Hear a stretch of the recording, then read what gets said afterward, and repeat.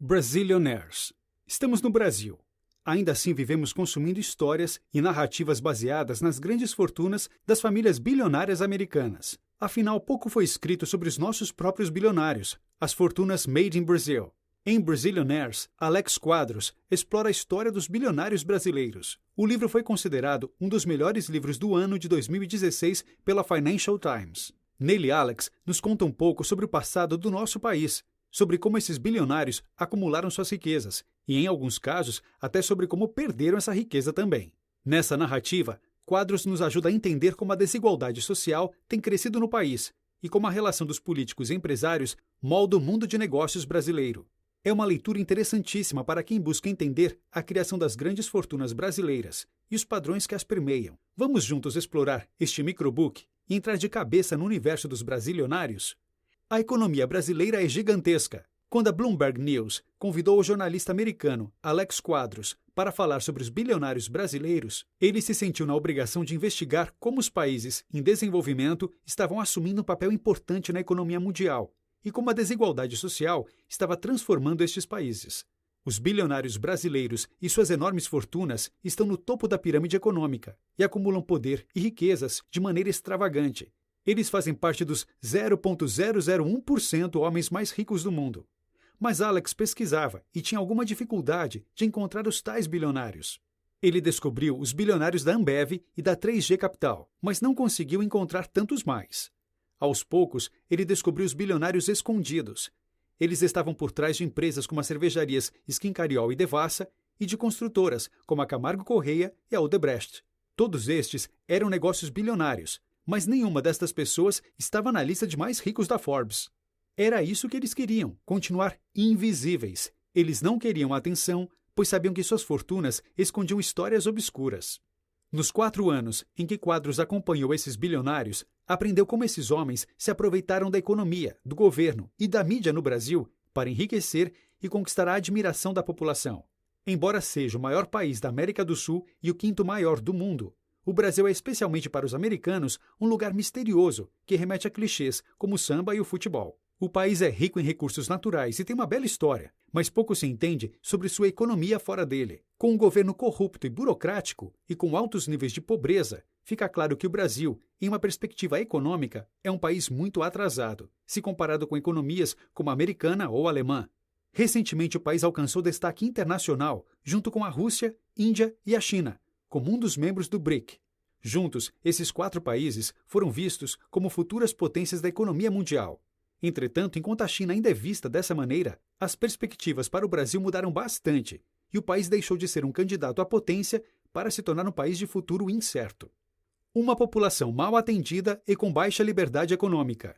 Você provavelmente já sabia disso, mas Alex abre seu livro explicando ao leitor que para a maioria dos brasileiros é difícil o acesso a coisas básicas da vida. Educação, saúde e saneamento básico não são itens de acesso universal. A grande verdade é que um percentual alto da população, fora das grandes capitais, não tem acesso a estes serviços. Além disso, as capitais estão cheias de favelas e regiões sem a infraestrutura necessária para comportar os cidadãos com o conforto mínimo necessário. O Brasil conta com um sistema de educação pública de baixíssima qualidade e hospitais completamente sucateados para aqueles que dependem de serviços públicos. Embora a Constituição brasileira garanta cuidados à saúde gratuitos, se você tem um problema de saúde e não tem um plano de saúde privado no Brasil, é provável que você precise esperar o dia todo na sala de pronto atendimento. No hospital vão faltar profissionais, equipamentos e medicamentos. Ou seja, o direito, na prática, não é tão verdadeiro assim. Outro aspecto importante e limitador da economia brasileira é que existe muita burocracia para realizar tarefas básicas, como abrir uma conta no banco ou instalar uma linha telefônica. Além disso, cancelar estes serviços é ainda mais complicado. Quando você tenta trocar seu provedor de internet, por exemplo, existe tanta resistência que você pode precisar registrar reclamações com as agências responsáveis do governo. Trabalhos jurídicos ficam ainda mais difíceis, porque você precisa registrar sua assinatura e reconhecê-la em um cartório físico antes de enviar qualquer documento para o governo. Até mesmo para realizar as tarefas mais básicas, o brasileiro pode ter que esperar por horas e preencher dezenas de formulários. Para que uma empresa faça seu imposto de renda, por exemplo, ela precisa de milhares de horas por ano, de acordo com estatísticas do próprio governo. Isso faz com que nasça um mercado paralelo à burocracia, de contadores, advogados e despachantes, que ajudam as pessoas e empresas a navegar por esse oceano caótico cobrando por isso. O abismo entre os ricos e pobres. O Brasil conseguiu progredir muito nas últimas décadas. A geração anterior viu um país empobrecido e lutando contra a ditadura, que governou a nação de 1964 até o retorno da democracia, em 1990. Com a volta da democracia, exportações de commodities como café, açúcar, soja e feijão ajudaram o Brasil a se tornar a 7ª maior economia do mundo. Hoje o Brasil também é um grande produtor de petróleo, ocupando a 10ª posição mundial. Nesse contexto, nos deparamos com um cenário curioso. Como pode uma economia tão pouco sofisticada gerar tantos bilionários? Jorge Paulo Lemann é um famoso empresário brasileiro, nascido no Rio de Janeiro em 1969. Ele se formou em economia em Harvard e é considerado um dos homens mais ricos do mundo pela revista Forbes.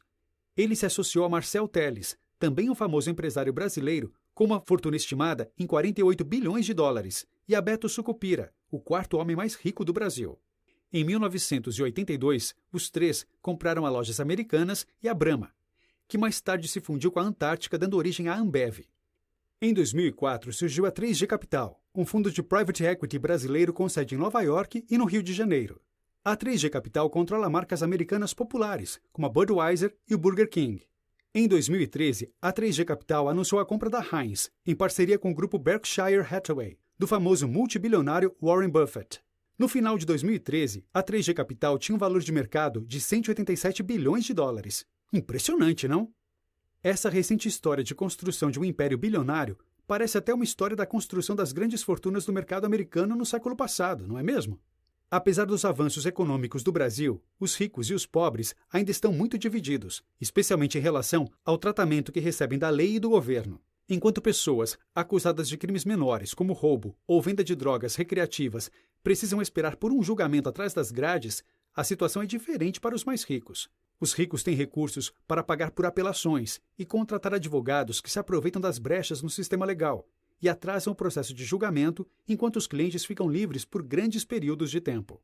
Uma história que prova isso é a de Paulo Maluf, o ex-prefeito da cidade de São Paulo. Maluf teve uma carreira política de 5 décadas e foi acusado de inúmeros atos de corrupção durante toda ela. Enquanto isso, ele morava em uma mansão gigantesca e colecionava carros, inclusive tendo investido para dobrar a potência do seu Porsche 996 em uma oficina de customização. Maluf andava junto dos maiores empresários do Brasil e parecia viver no mesmo estilo que eles. Em 2011, a justiça brasileira já tinha evidências que mostravam que ele tinha desviado cerca de 19 bilhões de dólares dos cofres públicos apenas durante seu mandato como prefeito de São Paulo. Suas práticas de enriquecimento ilícito se baseavam no superfaturamento de obras e, assim, ele recebia recursos da iniciativa privada, de empresas como a Mendes Júnior e a OAS. Maluf também é procurado pela Interpol por crimes internacionais diversos, como falsificação de documentos e lavagem de dinheiro. Apesar de tudo isso, Paulo Maluf continua solto. O lento e burocrático sistema judiciário brasileiro e seus recursos para arcar com bons advogados faz com que a justiça não consiga condená-lo e ele esteja em liberdade por tanto tempo. A corrupção se tornou parte da cultura brasileira. Em seu livro, o autor afirma que o brasileiro é cordial, uma palavra que tem sua origem em outra palavra, coração. Em uma sociedade que é movida pelo coração, as pessoas tendem a valorizar mais seus laços pessoais do que as instituições. Um dos homens mais ricos do Brasil no século XVI construiu sua fortuna distribuindo favores, enquanto era o assistente dos governantes. Isso fez com que no Brasil, governo significasse algo patriarcal. Era a habilidade de distribuir cargos para a família e os amigos. Nesse sistema coronelista, as autoridades públicas distribuem favores para seus amigos. Porém, isso não ocorre apenas na esfera pública. Também foi através desse tipo de arranjo que muitos dos empresários brasileiros chegaram ao poder e conquistaram suas fortunas. Esse jeito coronelista de ser tem origens em um passado distante. Quando o rei Dom João VI de Portugal saiu da Europa para fugir de Napoleão, chegou ao Brasil em uma péssima situação política e econômica. Para conseguir recursos, em 1808, dividiu as terras brasileiras em capitanias hereditárias e vendeu ativos brasileiros para seus amigos portugueses da família real. Aí surgiram as raízes da corrupção, que se tornaram parte da cultura brasileira, especialmente no mundo dos negócios. Em 1964, os militares assumiram o governo em um regime ditatorial. 5 anos depois, criaram uma iniciativa chamada de Operação Bandeirantes, ou OBAN, que nada mais era do que um programa para desmascarar políticos e manifestantes que iam contra os interesses dos militares. A entidade foi desde o início financiada por alguns empresários paulistas, como Henning Albert Boylesen, à época presidente da Ultragaz. A organização usava tortura durante os interrogatórios e oprimia aqueles com divergências ideológicas. Entre suas vítimas estão a ex-presidente do Brasil, Dilma Rousseff, por exemplo. Com os militares no poder, os empresários não tinham muita escolha além de aceitar o status quo, para não terem seus negócios prejudicados. Alguns perceberam que cooperar com a OBAN significava também que o empresário estava em uma boa posição com os políticos, que controlavam o Brasil e ajudavam no crescimento dos negócios. Nessa época, a economia estava em dificuldades e muitos empresários acreditavam que apoiar a OBAN os ajudaria a manter seus negócios funcionando. Infelizmente, ainda hoje, esse tipo de cooperação entre empresários e os políticos ainda é muito popular no Brasil, e uma parcela significativa das maiores empresas do país é comandada por pessoas que se aliaram ao governo em algum momento. Outra característica triste do Brasil é que subornos são considerados uma ferramenta aceitável no mundo dos negócios. Acredita-se que as empresas que não fazem parte desses esquemas ficam em uma situação de desvantagem competitiva. As pessoas falam sobre o custo Brasil, ou seja, o altíssimo preço dos produtos por aqui, mas pouca gente fala sobre o lucro Brasil, as receitas capturadas por muitas empresas que se beneficiam desta cultura. O suborno é tão comum que os economistas calcularam que são responsáveis por uma perda de cerca de 1% do PIB do país. Ou seja, desaparecem algumas dezenas de bilhões por ano da economia. No início dos anos 90, em uma entrevista com Emílio Odebrecht, filho do fundador da construtora Odebrecht, o jornalista perguntou se eles haviam subornado um ministro. Ele disse que não, mas que no Brasil você precisa fazer favores para conseguir as coisas. Não somos uma empresa inocente. Empresas inocentes não sobrevivem, afirmou. Eike Batista, sinônimo do brasilionário. Apesar do recente abalo na reputação da economia brasileira, em razão dos inúmeros casos de corrupção, houve uma fase positiva na década de 2000. A história de Eike Batista ilustra muito bem este momento. Eike Batista nasceu em 1957 em uma família rica de Minas Gerais, liderada por seu pai, Eliezer Batista da Silva, que era o ministro de Minas e Energia na década de 1960 e o presidente da Companhia Vale. Eike começou sua carreira nos negócios no início dos anos 2000, comprando minas de minério de ferro em uma época que a grande demanda das grandes fábricas de aço chinesas seguiam aumentando os preços do minério no mercado. No imaginário popular, Eike era um playboy casado com uma modelo que tinha um fabuloso tino para os negócios. Mas para os investidores havia algo mais, a família Batista. Com a ajuda dos seus familiares, Eike recrutou os melhores engenheiros da Vale e começou a vender sua nova empresa para o mercado. Apesar de não ter uma grande experiência operacional, Eike fez muitas promessas e, em julho de 2006, captou recursos de grandes fundos de investimentos e abriu sua mineradora, a MMX, levantando 400 milhões de dólares e fazendo o maior IPO que o Brasil já tinha visto até então. A ascensão de Eike era inacreditável. De 2007 até 2010, ele quadruplicou seu patrimônio, chegando a quase 30 bilhões de dólares. Rapidamente, ele se tornou o 8º homem mais rico do mundo. Ele enriquecia ao vender uma imagem de sucesso para o mercado, e assim conseguia arrecadar ainda mais recursos para as novas empresas que seu grupo lançava. Ele também era recebido pelos maiores políticos do país e conseguia favores diversos. Afinal, os políticos precisavam mover grandes quantias de recursos públicos e Eike parecia conhecer os atalhos.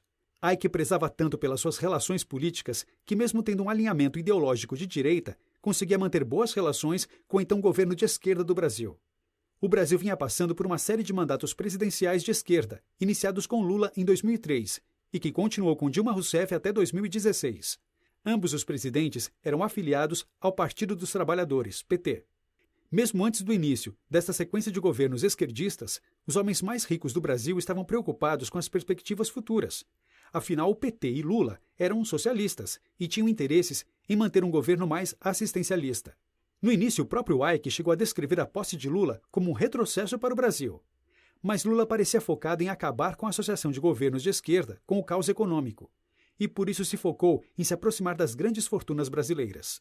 Durante seu governo, ele investiu em um programa desenvolvimentista, com o objetivo de fomentar a tecnologia e melhorar a infraestrutura com portos, barragens e estradas, uma área muito atrasada no Brasil. Eike possuía diversas empresas em diferentes setores relacionados à infraestrutura, e por isso se manteve próximo ao governo. Isso permitiu que ele recebesse diversos empréstimos de valores gigantescos do Banco de Desenvolvimento do Brasil, o BNDES. Eike era um grande vendedor, mas também um especulador. Seus negócios estavam operando com baixa produtividade e não se sabia ao certo se eles realmente conseguiriam atingir as expectativas dos investidores. Várias das reservas de petróleo do Grupo X acabaram não se mostrando viáveis para exploração. Para piorar ainda mais as coisas, ele se envolveu em escândalos pessoais. Seu filho, Thor Batista, atropelou e matou um ciclista em uma McLaren esportiva que custava milhões de dólares. A queda de Ike Batista e a derrocada da economia brasileira. Batista era o garoto propaganda do futuro próspero do Brasil para o mercado financeiro. Porém, o castelo de cartas que ele estava construindo estava dando sinais de que ia desmoronar. Em 2012, o mesmo ano em que ele apareceu na Forbes como o 8º mais rico do mundo, ele viu sua fortuna despencar para metade do valor em apenas 90 dias. Ficou claro que havia algo errado. Tanto os empreendimentos de Ike quanto a economia brasileira estavam se apoiando em um mercado turbulento, instável e de alto risco. Ike e o Brasil pareciam ser uma bolha prestes a explodir. Um dos maiores erros de Ike foi se recusar a escutar a qualquer coisa que ele não queria ouvir. Ele tinha o costume de chamar qualquer funcionário que questionasse o sucesso de um projeto de calça curta, sua maneira de chamar alguém de infantil e desqualificá-lo perante os demais funcionários. Já em 2013, os analistas de ações da Standard & Poor's começaram a alertar que a petrolífera OGX poderia falir até o final daquele ano. Não apenas os negócios de Ike, mas toda a economia brasileira estava entrando em declínio. O crescimento parecia estagnado, e as análises de mercado confirmavam um prognóstico de crescimento mais lento. Isso fez com que investidores estrangeiros começassem a duvidar do futuro do Brasil e gradualmente retirassem seus investimentos. Com a derrocada do capital, o governo passou a precisar tomar empréstimos dos bancos estrangeiros a taxas de juros muito altas, e assim começa o círculo vicioso. As coisas foram piorando, e em 2013, as empresas do Grupo X realizaram prejuízos de 10 bilhões de dólares. O então 8º homem mais rico do mundo passou a ter um patrimônio negativo. Isso fez com que, em maio de 2014, ele decidisse vender suas casas, hotéis e carros para levantar dinheiro. Numa trajetória paralela, os problemas socioeconômicos do Brasil também pareciam se ressaltar cada vez mais. Essa tempestade perfeita fez com que a presidente Dilma Rousseff sofresse um processo de impeachment, por usar recursos dos bancos governamentais para maquiar as finanças do governo, as chamadas pedaladas fiscais. Embora esses métodos de contabilidade criativa não sejam novos e já tenham sido adotados por outros presidentes, o país estava tão frustrado com sua situação que Rousseff acabou se tornando bode expiatório e foi removida oficialmente da presidência em 31 de agosto de 2016. Infelizmente, o panorama econômico do Brasil não está melhorando, já que a incerteza política veio acompanhada do caos econômico. O dinheiro continua saindo do Brasil, e a China não está comprando tanto aço e soja como antes, deixando as exportações prejudicadas. As perspectivas do Fundo Monetário Internacional são de recessão até o final de 2017. Com tantos problemas de corrupção, o Brasil permanece como uma incógnita para os investidores internacionais. Notas finais. Existe uma história fascinante por trás do sucesso econômico do Brasil, da ascensão de seus bilionários e de sua subsequente queda. O modelo brasileiro tem um histórico de corrupção que tem se perpetuado por séculos, o que causa desigualdade e paternalismo. Não sabemos o que esperar e também ficamos com frio na barriga aqui no 12 Minutos. #Vamos torcer, #NoCorruption. Dica do 12 Minutos. Que tal dar uma olhada na lista da Forbes que nos mostra os 20 maiores bilionários do Brasil?